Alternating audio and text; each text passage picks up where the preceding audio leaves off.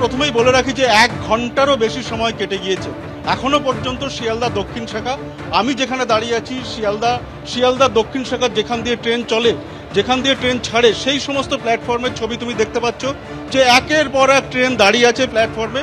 অধিকাংশ শাখাতে অধিকাংশ ট্রেন কিন্তু এখান থেকে ছাড়ছে না, অর্থাৎ এক কথায় বলতে গেলে ক্যানিং এবং বজবজ এই দুটো শাখাতে ট্রেন চলছে, আর দক্ষিণের অন্য সমস্ত ট্রেন বন্ধ রয়েছে। যেমনটা ঘটনা যে 12টা 17 থেকে 20 এই সময়কালের মধ্যে শিয়ালদা সাউথে যে ডায়মন্ড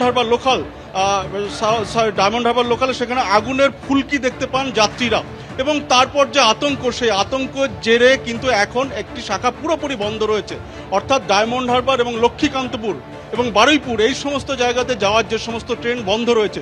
এবং তার ফলস্বরূপ যে ছবি তুমি দেখতে পাচ্ছ যে শিয়ালদা স্টেশনের ছবি সুমন দেখাচ্ছে, সেই ছবি যেখানে একের পর এক যাত্রীরা তারা বসে আছেন, অপেক্ষা করছেন, এবং 1 ঘন্টারও বেশি সময় কেটে গিয়েছে। আপনি কোথায় যাবেন?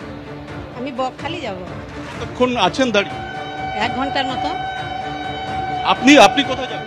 দেওয়া এখানে যা অ্যানাউন্স করছে, এখানে যা ঘোষণা হচ্ছে, তাতে কতক্ষণ বাদে ট্রেন চলবে কিছু জানা গেছে? না, আমি জানি না। একের পর এক ঘোষণা চলছে, রেলওয়ে কর্তৃপক্ষের পক্ষ থেকে কিন্তু ঘোষণা করা হচ্ছে এবং জানানো হচ্ছে যাত্রীদের উদ্দেশ্যে যে এখনো পর্যন্ত এই যান্ত্রিক ত্রুটির কারণে ট্রেন চলাচল বন্ধ রয়েছে, এবং কতক্ষণে স্বাভাবিক হবে তা কিন্তু এখনো স্পষ্ট করে জানানো হয়নি। যদিও দক্ষিণ শাখার একমাত্র বজবজ এবং ক্যানিং এই দুটো লাইনে কিন্তু ট্রেন চলছে, এবং অন্য সমস্ত লাইন বন্ধ থাকার কারণে এখানে শিয়ালদা স্টেশনের ছবিটা তুমি দেখতে পাচ্ছ যে যাত্রীদের ভিড় জমে গিয়েছে। যদিও ছুটির দিন, এ কারণে যাত্রী সংখ্যা একটু হলেও কম, ভোগান্তি কিন্তু রয়েছে যথেষ্টই। অমৃতা, ধন্যবাদ সত্যজিৎ।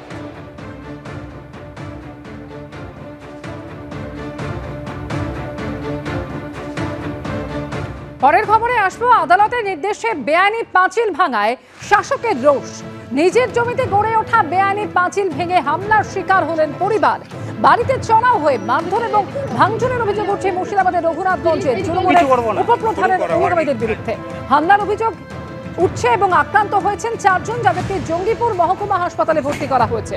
আদালতের নির্দেশে গতকাল পুলিশের সামনেই ভাঙা হয়েছিল পাঁচিল, আর পুলিশ ফিরে যেতেই জমির মালিকের বাড়িতে হামলা চলেছে বলে অভিযোগ। জনরোষের ফল, ঘটনায় তৃণমূল যোগ অস্বীকার করে দাবি করছেন উপপ্রধান।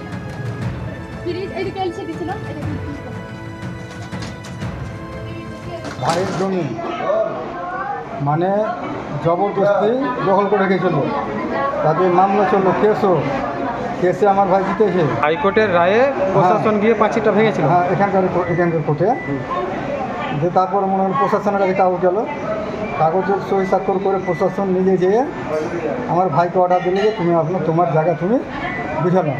প্রশাসন মনে করেন চলে গেছে, আর প্রশাসন যাওয়ার পরে মনে করেন আমার ভাইয়ের বাড়িতে হামলা। কারা করছে এগুলো? সব কারুর নেতৃত্ব, কারু উপপ্রধান আর কারুর নেতৃত্বে কাজ হয়েছে। ঘটনায় অভিযোগ উঠছে তৃণমূলেরই উপপ্রধান কারু শেখের অনুগামীদের বিরুদ্ধে।